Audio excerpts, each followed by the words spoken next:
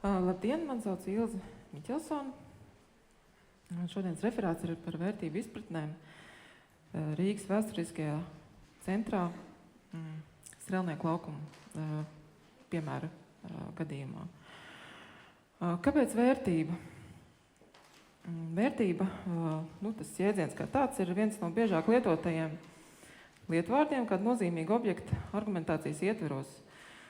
Un, manuprāt, tā ir samērā neskaidra definīcija, ja pareizāk sakot, definīcijas ir skaidras, bet izpratnes par tām ir dažādas. Īsos vārdos par pašu vērtību. Tad vērtību sistēma ir tikpat sena kā civilizācija, un tā ļoti kodolīgi to analizējot, vērtību savu neitrālumu zaudē, ja tiek prizmēta caur cilvēku praksi, caur sociālo pieredzi, noteiktām tradīcijām un individuāli emocionālā stāvokļa radītajām attieksmēm. Klasiskais piemērs starp estētiskās attieksmes nosacīto vērtību un parādības utilitāro nozīmi ir bite čakla, lapsene gracioza, bet nav čakla. Aptuveni tā. Aristoteļa ētikā viduspunkts ir tikumība. Šobrīd aksioloģijā izšķir aptuveni 20 polarizētas vērtību grupas. Un tas faktiski ir arī vienīgais veids, kā vērtību izteikt, proti salīdzinājumā ar pretmetu. Jāsaka vēl piebilstot, nobeidzot, kad vispusīga un savstarpēji subordinēta aksioloģijas kategorija sistēma vēl pagaidām nav izstrādāta. Kāda ir vērtības problēma arhitektūrā? Saistībā ar to, ka sociālā procesa sarežģītība un ietekmes paaugstināšanās sabūvēts vidas procesos. Faktiski pēdējie pētījumi par arhitektūru liecina, ka tā sabiedrības loma ne tikai arhitekta un pasūtītāja izpratnē vai tirgus produktu izpratnē, viņa ir atsevišķos gadījumos, sevišķi tajos gadījumos, kur objekts ir nozīmīgs, viņi ņem pārsvaru par to pašu objektu. Un it kā kolektīvā zemapziņā visi grib augstvērtīgas īpašības, visi sauc vērtību īpašības vārdus viens un tos pašus, taču katrs izpilda atšķirīgi, un pats tas process faktiski nomāca ēku, kā mēs to saprotam, ēku kā ēku, kur ir simetrija, proporcija, ir izmērs, novietne un konstrukcijas. Kopumā šajā schēmiņā ir apvienots tas, ka faktiski es šodien runāšu par to, ka ēka, laukums vai piemineklis kaut kādā izpratnē ir instruments, caur kuru cilvēks faktiski dara savu darbu. Viens sargā, otrs lieto, trešais stiprina politisko iekārtu, ceturtais pelna, vēl piektais mācās zīmēt. Un kopumā šie cilvēki veido grupas. Un tā ir tāda nopietna izpētes tēma šī brīža arhitektūras procesos, ne tikai Latvijā, bet visā pasaulē un arī Eiropā. Strelnieku laukuma problēma. Tātad problēma šeit nav problēma kā problēma domāta, bet tas ir vairāk kā sarežģīts teorētisks un praktisks uzdevums vērtība izpratnes aspektā. Pats laukums ir tā vai citādi zemes gabaliņš, aptuveni hektāra platībā, un tas, kas viņam piešķīra vērtību, pirmām kārtām ir nozīme. Tas ir būtisks vērtība attieksmes moments. Noslodze tam ir patiešām ļoti augsta. Nozīmes noslodze. Pirmkārt, tā ir lineāra, tad šis laukums pastāv no 12. gadsimta. Tad laikā tīri vēsturiski, tāpat viņa ir vertikāla, viņam ir simboliska un politiska vēsturiska notikuma nozīme, tāpat viņam ir ļoti augsta birokrātiskā noslodze, un es neteikšu visaugstākā, bet pietiekoši augsta dalībnieka, jo tas saucamā stakeholder noslodze. Pati problēma šai manā referātā ir domāt kā pretrunīga situācija. Pretrunīga tādā nozīmē, ka tās gaidas ļoti liels, viņas ir ļoti augstas, bet rezultāts ir neteiksim, pats zemākais pētījumos, laikam, Bratuškina kunga pētījumā, tik minēts 5 no 18, kas ir zems, varbūt ne pats zemākais, bet ļoti zems rezultāts. Tātad, faktiski nekas, kā mēs zinām, nekas nenotiek. Šīs te nesaskaņas ar profesionāļu cerībām esošo realitāti ir tāda tā saucamā pretrunīgā situācija. Pētījuma bāzi man iedalās 3 daļās. Pirmkārt, tā ir vēsturiskā izpēte, kuras balstījos uz vairākiem avotiem, galvenokārt uz Kultūras pieminekļu aizsardzības inspekcijas 2008. gada apkopojumu tieši par Strēlnieku laukumu. Otrs mans pētījuma stūrakmens ir user programmas ietveros Rīgas attīstības departamenta projekta materiāls, kur tātad viņiem bija 2 case studiju, un viens no tiem bija Strēlnieku laukums. Tas tiešām vērienīgs pētījums par to, kas ir dalībnieks, kas ir lietotājs, un kas tur vispār notiek, kāda ir mērķi un kāda ir uzdevuma. Un trešais papildus formāts, kur es apskatīju diskusiju formātu, ir tad nesen publiskā telpā izskanējušais strīds starp okupācijas muzeja piebūves tātad gadījumu. Pētījuma metode man šajā gadījumā ir tātad ļoti kodolīga. Es pētu 3 pamatkomponentus - cilvēks, reprezentācija un sprieduma elements. Cilvēks ir tātad cilvēks. Reprezentācija tā ir kopumā ņemot veselu pilntiesīgu kognitīvā zinātne. Būtībā runa iet par to pašu nozīmes piešķiršanu, izpratni un reprezentācijas formu, kas būtu kā valoda, raksts, runa, zīmējums, telpa vai fotografija. Un trešais komponents ir sprieduma elements, proti, par ko tad mēs runājam.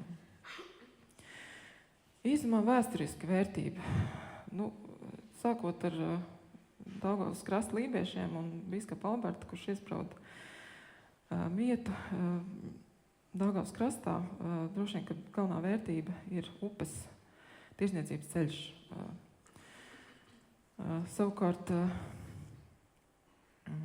lai man piedod vēsturnieki par šādu ļoti kompaktu saīsinājumu, vērtību tad laikmetiem cauri, vērtība, tā apzināšanās joma ir faktiski piederējusi vai nu pie izdzīvošanas, šīs te upes, vai pie ideoloģijas, un mūsdienās, es tā šajā pētījumā pieņemu, ka tas pieder pie pilsoņu tiesību jomas visplašākajā tās izpratnē. Kas noteikti ir jāpiezīmē, kad vērtība šai teritorijai noteikti diferencējam, kā laukums ir mērķis, kā utilitārs priekšmets, kurš ir jāsakopj, kur viņi jāpārvietojas un galā jau pieminētie tīkli un viss, kas ir noticis, kur laukums ir kā laukums.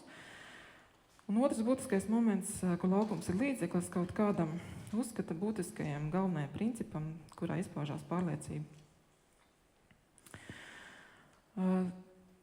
Tālāk es diskutēšu par tādu vērtību mūsdienu procesos kā dalībnieks un diskusiju formāts. Ja proti par to problēmu, kas publiskās ārtelpas kontekstā rodas vienlaicīgās ievēršēšanas procesos, kādas konkrētas teritoriālas platformas telpiskajā vidē. Balstoties uz user pētījumu datiem, es apskatīju to dalībnieki ir patiešām vērienīgi apkopoti.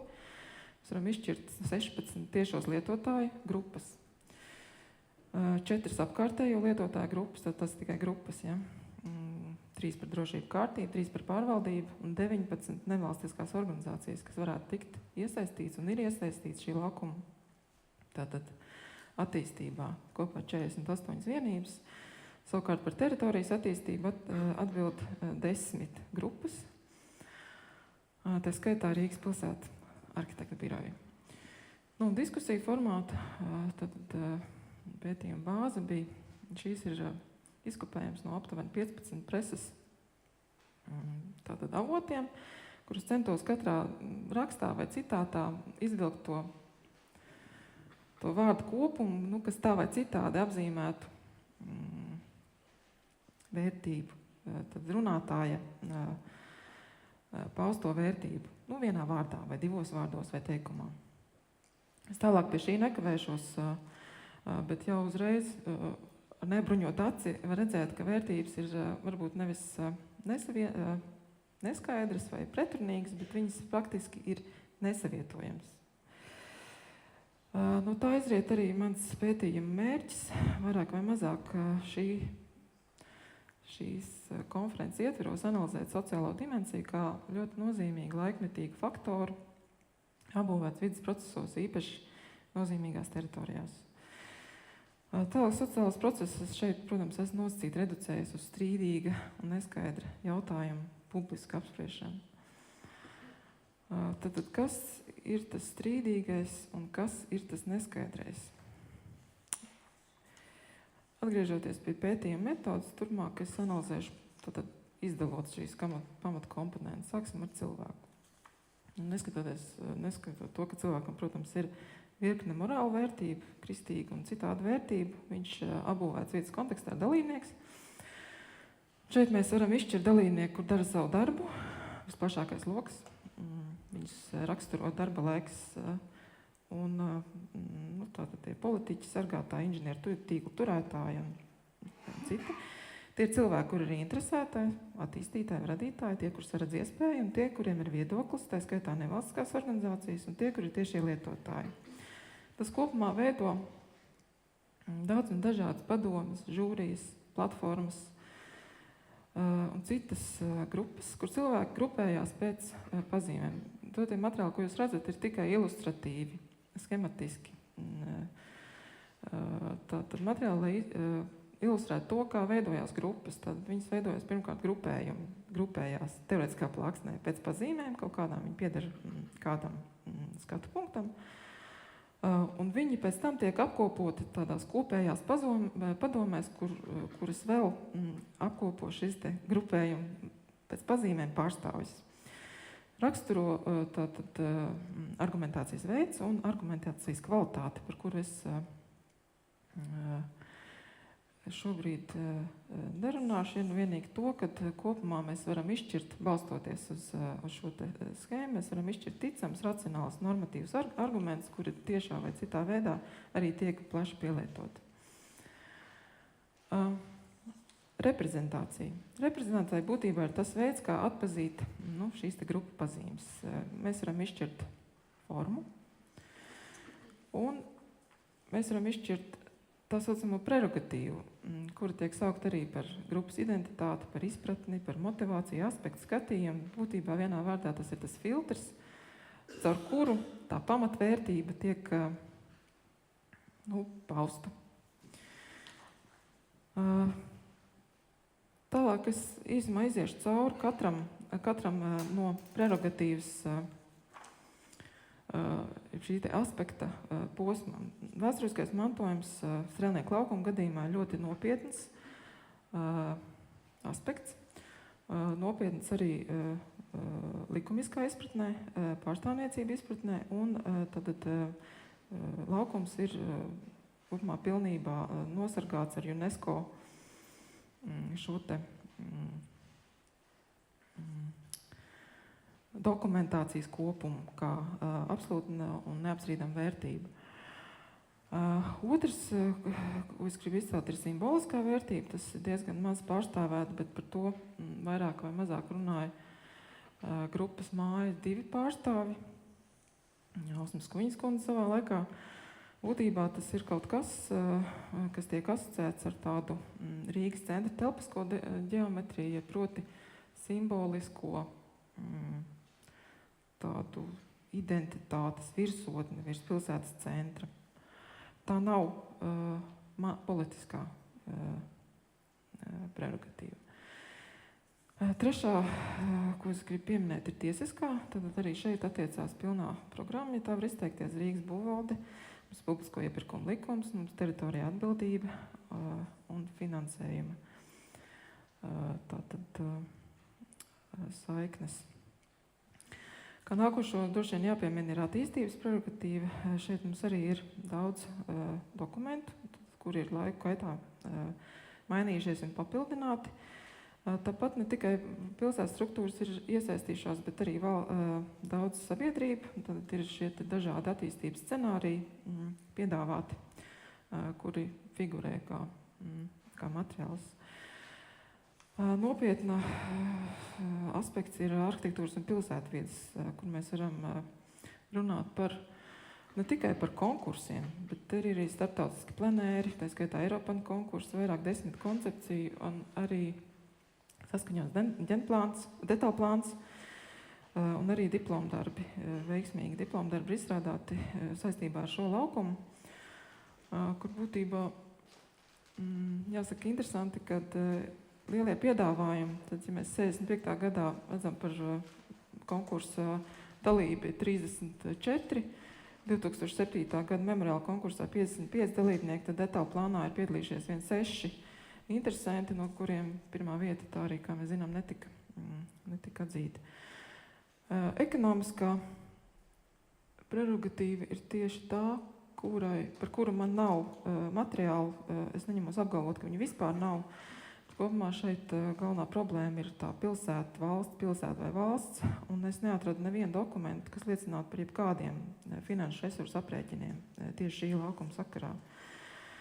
Lietotāja aspekts mums ir pilnībā, es gribētu teikt, pārstāvēts, tātad mums ir dažādi izstrādāti dokumenti, kur ir pilnībā apzināts, kas ir šī laukuma lietotājs, ietekmētājs un mērķa auditorija. Un politiskā, tātad ministra kabinets, kurš ir klāji paudis savus apliecinājumus un solījumus, un to ievieso šī te okupācijas muzeja un arī tā politiskā daļa laukuma. Sākot šīs te bumbiņas bīdīt hierarhiskā secībā, es gribētu izcelt tikai 2. Proti, pēc ieguldītajiem resursiem numur 1 mums ir politiskā un lietotāja prerogatīva. Un numur 1 mums figurē reprezentācijas forma valoda. Tad mums ir ļoti daudz dažādu dokumenti. Un otra, tātad pēc problemātikas es gribētu izcelt ekonomisko un tieši arhitektūras un pilsētvides, kā arī pēc formas, telpu un rīcību. Mums absolūti iztrūkst rīcība reālajā dzīvē. Un visbeidzot par spriedumu elementu, tad arhitekti, šis ir izkopējums no diplomanta Mārta Pēterhofa darba. Arhitekti apskatošo laukumu konkursos ļoti bieži paplašina mērogu. Tad ne tikai uz Rīgas vēsturiskā centra pusi un visas apsargājumās teritorijas, bet tieši uz Krastmalas pusi, meklējot asis un mēģinot rast salīdzinājumu ar citiem laukumiem un salīdzinājumu vispār šīs vecrīgas sirds. Tādas plašākā izpratnē. Un ko es esmu pamanījis diskusiju formātos, kad zināmā mērā tas aburtais loks veidojās no tā, ka netiek īsti saprast, par kuru mērogu iet runa. Vai tā ir teritorija ar apbūvi, vai tā ir Krastmala, vai tas ir vecrīgas ansamblis, vai tas ir Rīgas vēsturiskais centrs. Un tādā veidā, kamēr nav tas, tad nebūs tas. Ļoti bieži tas strupceļš tieši tikai un vienīgi mēroga jomā rodas. Kopsavilkums kopumā ir tāds, ka mums viedokļi, mums tad ir 3 perifērijas, ir viedokļu reprezentācijas un sprieduma, kuros strīdīgi vai neskaidri jautājumu gadījumā mēs varam veikt dažādas secinājumus. Pirmkārt, es gribētu atzīmēt, ka viedokļu aspektā, neskatoties uz diskusijām, mēs varam vērot pieaugošu viedokļu polarizāciju. Tad polarizācija tas ir apbūvēt, nebūvēt, būt, nebūt, labs, slikts, tātad ļoti krasi pretēji viedokļi. Tāpat, ko es vēl gribētu atzīmēt, ka mums ir ļoti daudz dalībnieki, bet mums pazūd vārds komanda. Komanda, kopīgs mērķis, varbūt kaut kāds kopīgs skatījums. Es arī kaut kā pamanīju iepriekšējās prezentācijās tieši šo pašu problēmu. Tad nav tāda vienota supervizora, kas varētu visus savākt kopā un vienotā, kā saka, ar vienotu mērķi kaut ko attīstīt. Reprezentācijas perifērijā līderis numur 1 mums ir teksts, kā izteiksmes forma. Un tur es, protams, kā jau minēju, var atzīmēt ekonomisko aspektu, bez kura ik viens arhitektūras vingrinājums iegūst tikai vingrinājuma status. Un sprieduma perifērijā, sprieduma elementu perifērijā, tad apdraudēta izpratne, kā jau arī Treičkungs minēja, tad viens runā par ansambli, otrs runā par tīkliem. Un tas ir ļoti svarīgs moments, nošķirt par to, kas tad ir svarīgākais. Secinājumi, vai vecrīgai jāpielāgojas laikam. Manuprāt, viņi jau to ir izdarījis. Nobeigumā es gribētu teikt, ka strēlnieku laukuma analīze ir daudznozīmīgais jautājums, kas ir strīdīgs un kas ir neskaidrs un kāpēc nekas nenotiek un kas vispār ir nekas. Jo mēs taču visu laiku par to runājam kopumā un cits starpā liecina, ka Vecrīgas teritorijā kopumā noteicoši kļūst tā saucamā situācija, jeb apstākļi, kādos mums ir jāstrādā.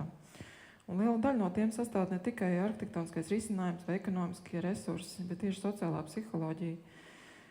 Kā raksturīgākās iezīmes ir šis te grupu fenomens, mēs esam grupās un fragmentācija kopumā kolektīvismu ciešot no plurālismu. Bieži šiem procesiem nav noregulējuma, nav kompensācijas un tas viss veicina izdegšanas procesus.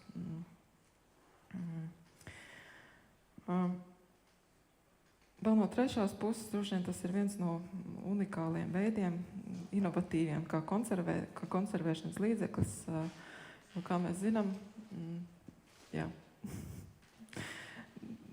tad laiks dažreiz palīdz. Varbūt palīdz tādā nozīmē, ka nav izdarīts kļūdas, nav izdarīts pārsteidzības, un varbūt strēlnieku laukums